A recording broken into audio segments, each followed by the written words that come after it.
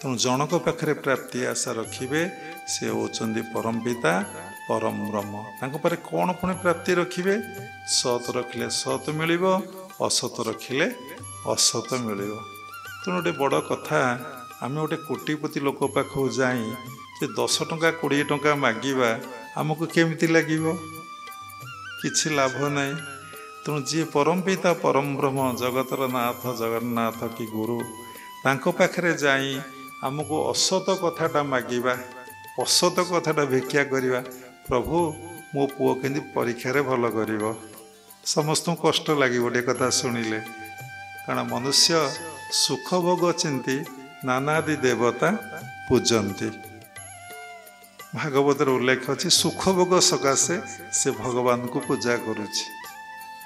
ना कि भगवान को पाइबा पई पूजा करिछि शारदा बात ये बसी केते जन तांको परे पूजा करिछन हम भगवान को पाइबु केही जने असत पाई मो देह सुस्थ हो जाऊ मो पिला पाठ पढ़ंतु मोर ग्रहरिष्ट खंडन हो जाऊ your destine is in your hand you can make your own destine तुम्हें जेमिति कर्म करिव सेमति फल पाइब भागवत उल्लेख अच्छे भूतात कर्मपादे सेव कर्म हूँ नाही अन्य देव से कही कौन ये ना भूतात कर्मपादे सेव जेमती मंजी बुणीम सेमती गछ उठिब आज यू सो यू रिप जेमिति बुणीमे सेमिति काटिबे आपण को बुणीमाटा देखुना आगो काटिबाटा कहीं देखुंत आपण की कर्म करथिले आपण को आज ये अवस्था हेछि तेणु आउ जन को आउ गोटे अवस्था हेछि से की कर्म करथिला तेणु भूतात कर्मपादे सेव कर्म नाही अन्य देव कर्म यार मूल बीज वृक्ष उंकुरी उठे तेज आमे आंब गछ लगेले केबे कोन नड़िया गछ उठे नड़िया गछ लगेले कौन पणस गछ उठे आमर सचेतनता नहीं आमे जो कर्म करिचे से फल आमको भोग हवा को लगुच ए विषय आम जाने आम जदि जानी था अलग लोक केतबले दोषारोप आम करते ना अरे मो कर्मफल तो मु भोगुची किए मत सम्मान देला से मो कर्मर फल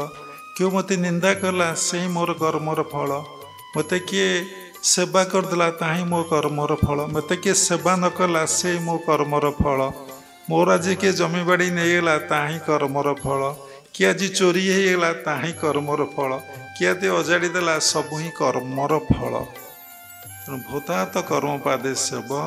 कर्म नाई अन्य देव तेणु कर्मर संज्ञा बुझा जाना भारी कष्ट तेणु गीतार चतुर्थ अध्याय लिखा अच्छे गहना कर्मण गति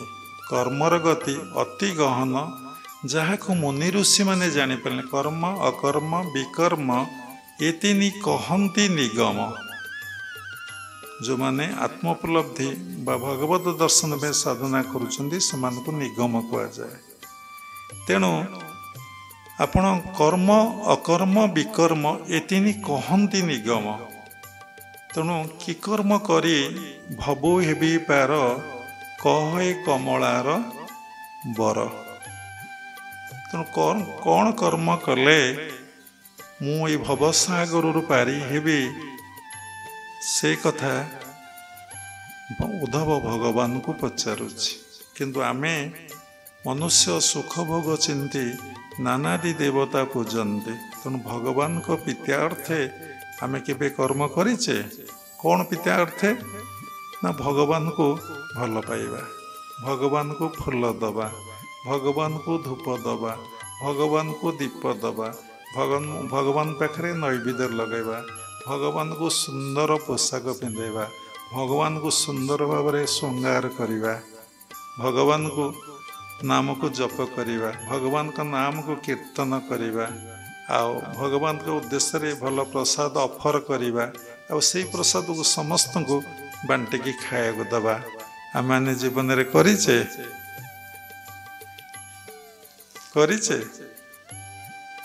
ତେଣୁ ଯେତେବେଳେ ଯଦି କିଛି କରିଛେ ତା ଗୋଟେ ବାସନା ପାଇଁ, ତା ଗୋଟେ କାମନା ପାଇଁ। ତେଣୁ ଈଶ୍ୱରଙ୍କର ଆଶୀର୍ବାଦ କୃପା ଆମକୁ କେମିତି ମିଳିବ? ଯିଏ ସବୁବେଳେ ବାବାଙ୍କ ପାଖକୁ ଯାଆନ୍ତି,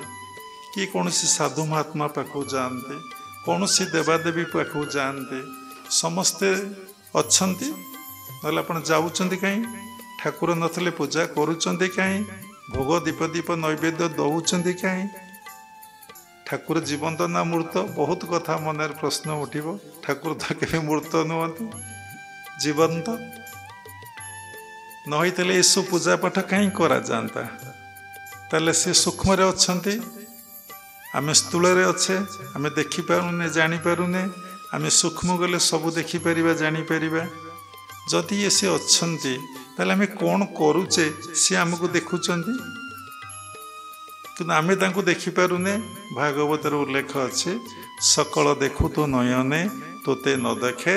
ସର୍ବଜନେ। ତୁ ଦୁନିଆକୁ ଦେଖୁଛୁ, ଦୁନିଆ କିନ୍ତୁ ତୋତେ ଦେଖିପାରୁନେ। ତେଣୁ ଆମେ ଯାହା କରୁଛେ, ଯାହା ମନରେ ଭାବୁଛେ, ଯାହା ମନରେ ଚିନ୍ତା କରୁଛେ, ସବୁ ସେଇ ପରମ ପିତା ପରମ ବ୍ରହ୍ମ ଜାଣୁଛନ୍ତି।